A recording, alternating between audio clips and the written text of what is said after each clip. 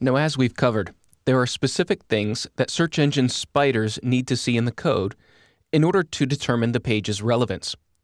There are also things that your readers and visitors need to see on the page that will help them understand and see the vital keywords that are important to their search.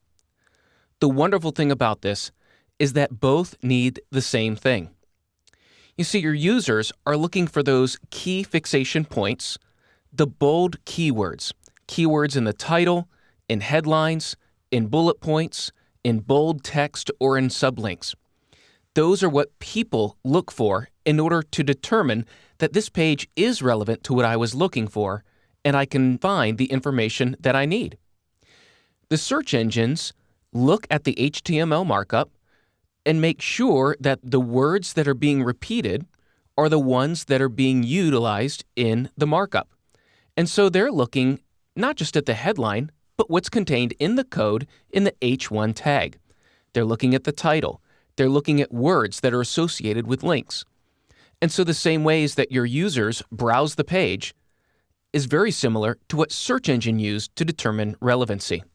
And so when you're building your pages and building a hierarchy of content, it's important to think like a newspaper. You see, a newspaper has a clear primary headline. Everything is contingent upon the information that is on that big, bold headline, and you want to be sure that people see that.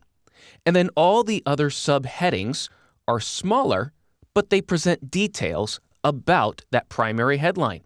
And so all of your subheadings need to be contextual.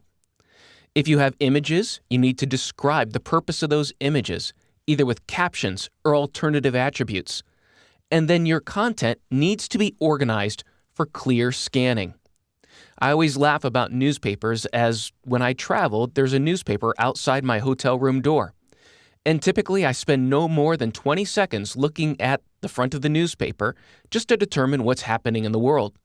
Your users do the very same thing when they come to your website. They spend a few seconds gathering the information that's on the page, and what jumps out to them are those clear headlines, subtopic headlines, and then if the content is organized for easy scanning. And so search engines and your readers need the same things. The coding of these fixation points are used by search engines to determine the relevancy of the words and the focus of the content.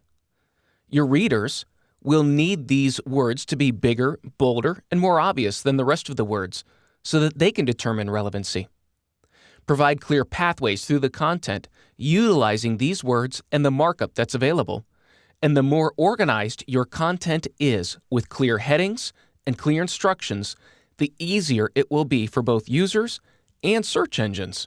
So do what's right for the user, create a page that is logical and clear for them, and you will be rewarded by the search engines.